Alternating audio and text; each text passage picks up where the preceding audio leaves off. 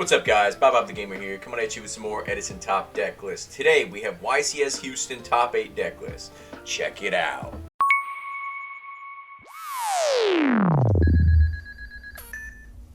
Alright guys, so as usual, links will be in the description for the deck lists that you will see used in the video. Here we go, top 8. Alright, so starting us off, we have Diva Hero, arguably the most exciting deck list of the entire tournament. So, this is piloted by Max Lewis, great duelist, obviously made top 8. In his claims that this is the deck that is most fun that you will have in Edison format. So, the monsters are the same 19 that Oscar Rorano used in his RBT LA list. But there's some key differences. He's on 2 Deep Prisons. He's on Call of the Haunted, which he said was one of the best cards in the actual deck. The cards that he said he didn't like, ironically enough, are Dark Arm Dragon and Trap Dust Shoot. I'm personally not the biggest Trap Dust Shoot fan. It's mostly because I always draw the card when it's like, you know, into the simplified game state and we both have 2 cards and it's just sitting there dead. But yeah, those are 2 cards he said that he didn't super care for. His sideboard, he's definitely prepared for oppressions. He's got... So in the main, he's got 4 cards, right? He's got MST, Heavy, Solemn, and arguably Wing Blast, right? And then he's got 2 Trap Stun and 2 Dust Tornado. He said that the Trap Stuns were absolutely incredible, and that he would consider maining 2 of those. The Anti-Spell Fragrance, I guess, was kind of a last-minute decision, but he said it worked out really well against any Forgs or Gigavies that he played against, so... I mean, that makes sense. I've been thinking about trying that card in X-Sabers, because forcing them to set all their, you know, their magic cards, I mean, that's pretty cool with High Unlight. But, overall, man, I think it's a super cool list. I think this might be like the 19 monsters that are standard going forward for Diva Hero. It'll be interesting to see how the deck develops in the future. But great job, Max. We love to see Diva Hero. Moving on. We're going into the second deck list in top 8. This is Marcus Hayden. Marcus Hayden played Vayu Turbo, obviously. As you can see, it's literally just Sizzles 41, as it's coming to be called. I think this is like the standard for Vayu Turbo at this point. But, you know, the 2 hamsters, 2 Arma, 2 Greffer, 1 Greffer on the side, plus Charge, Chaos Sorcerer. I mean, like, it's just pretty much like the standard double deck Debbie. Great job to Marcus. I mean, he's topped with Black Wings and now Vayu Turbo, so obviously a great duelist. Moving on. Alright, we're going to go to Joe Torres. So, Joe Torres obviously was on Gladiator Beast, so triple prison, only 2 traps done. He is maining the Cold Wave in there. I guess that substitutes for the 3rd trap stun, which, I mean, makes sense. Still works for guys RS plays and things like that. He's laying on 1 Prisma, triple Tiger, double Rediari, and 2 Sam Knight. And then 2 Wabaku. Sideboard, we're seeing more and more of this card. My Body is a Shield. I'm thinking a part of it has to deal with playing around Starlight Road, because if they go guys RS, then they go to Starlight Road. You could just go My Body's a Shield, and I mean, you know, you're obviously getting value off of that. Making sure that your push goes through. 1 bottomless main, 1 bottomless side is interesting. But, I mean, Glads just keeps topping, so is what it is. I kind of like the BrainCon and MindCon. I'm wondering if he puts those in against Blackwing, since he has a Gale in the sideboard as well, to be able to go into Armor Master and just, you know, be able to get the special summon off of it. I'd be curious to know his thoughts on that. Which is odd, because you would think that they would sign Double Oppression into that, but I'm not sure exactly what the Gale is used for. Vanities, I guess? But, yeah. Congratulations to Joe. On to the next.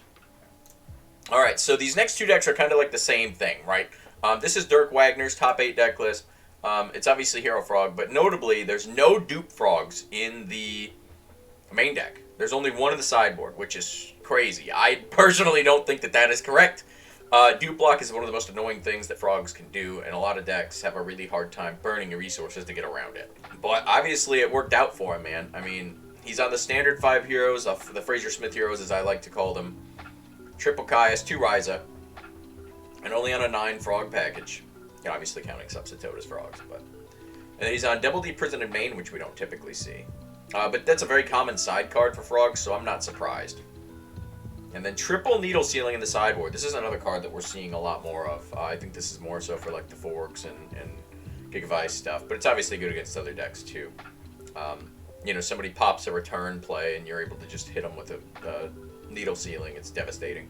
Great job. Next up, it's like basically the same list. It might literally be the exact same list. This is Robert Scarpelli Jr. Sorry if I mispronounced that, man. But yeah, same thing we just talked about. Pretty much same list. Just a newer take on the Hero Frogs. I actually kind of like the Death Frog. I think that that's going to enable a lot of plays, but No junk synchron, so it kind of cuts off like an easy 8. You know, you can go junk synchron, get back, swap frog, effective bounce, swap frog, and then you can synchro to an 8 really quick. That could be kind of like a little cute play. So those are my thoughts. All right, moving on. Going into the top 3. Congrats on top 4, Robert. All right, we're on to Ian Coates, who played Machina Gadget. Man, this deck is really popping off. I know it also just topped the RBTLA and using the Horn of Heaven thing. Which, I mean, he's only got it as a 1-of, right? So how impactful is that? But every little bit matters, man. Sometimes the small tweaks in decks just really make those tech cards make a difference. Triple smashing. He's on limited removal. 1 creature swap. Card that I personally think is extremely underrated in the format. Oh, man, I'm sorry about the layout, guys. Yeah, so he's on 3 greens and 3 reds. I forgot to fix that. Triple prison. 2 compulse. You know, all the Machina stuff, and a Cyber Dragon in main. Pretty cool list. I think he should have filled out the extra deck, personally. I mean, not that it super really mattered, but why not, right? Maybe he's got him in other decks or whatever. Alright, well, congrats to Ian. On to second place here. Second place, we got Camerun Paul. So, Camerun Paul played Twilightsworn, which I think is a super cool list. I think James Ark was one of the major people that was kind of messing with this a while back. I don't know that he still is.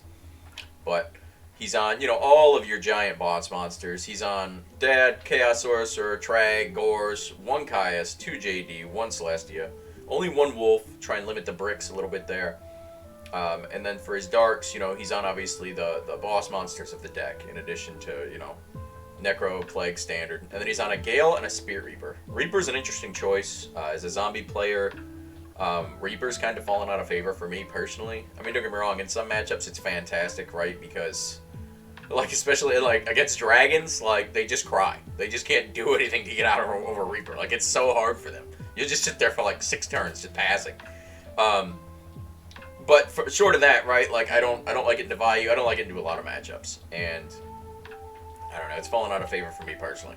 1 card that I do love in here is Magic Cylinder. That card back in the day. So I used to play like pre-GOAT. Like, we're talking like Yada locking was still a thing, right? For those of you that don't know, Yada locking was, they would have like Sanguine or Witch of the Black Forest on field, and they would summon Chaos Emperor Dragon. Chaos Emperor Dragon was not errated at the time, so he would just use effect to send. You would then search out off of Sanguine or Witch of the Black Forest, Yada, not the trap card, the actual monster, and you would just draw lock someone, just kill them turn after turn for 200. It was super trash, very toxic, but that's what we used to play with back in the day. But anyway, so Magic Cylinder, Torrential Cheerview, and Mirror Force were all like staples back then. Like, you put those in everything. It didn't matter what you were playing. Maybe you played Exodia deck, and it's like, nah, they're going in there. So it's pretty cool to see Magic Cylinder make a comeback there. Cards that I think are pretty cool in his sideboard is he's got a lot of Spell and Trap Negate. He's got Cold Wave, which I would personally put in the main, but that's just me. Giant Trunade, MST, Double My Body as a Shield. Again, we talked about the Starlight Road play with My Body earlier for like Judgment Dragon or Celestia, things like that. And then he's got Double Trapstone. Like, he is just like, nah, my JD's going to go off and you're going to like it. He's on no Beckoning Lights, but he is on 1 Reincarnation. That might be pretty interesting. The Burial from a Different Dimension to me is very unique. I'm not really sure what that is for. That and Return. I guess it's just like Plague and Necro plays, primarily. Obviously, you can banish other things with Dad and Sorcerer and stuff, but it also, I suppose, hedges against things like Soul Release, stuff like that. So, that's kind of cool. And then his sideboard, you know, he's got all Light and Dark monsters, so obviously making good use of the Light and Dark stuff there. But congrats to Camerun. Love seeing that deck, man. It's cool. Unique. Alright, and we got first place. We have Vayu Turbo by Sean Bush, a.k.a. Mercenary. So, Mercenary is also on Eric Shen's list. There's a few different things. He's got Cold Wave in the sideboard. I know that's kind of like a True Hero special. He's a big fan of Cold Wave and Vayu. He gives me a little bit of crap for not testing it, but I'll get around to it, man. I'll get around to it. You sold me on the Shura. But short of that, yeah, not much else to say about this. Just congrats to Mercenary, man. It might be a tried and true deck list, but obviously it was piloted well to get the dub. Alright guys, if you enjoyed that video, please like and subscribe. Check out one of these videos in the ending here, and I'll catch you in the next one. See you later.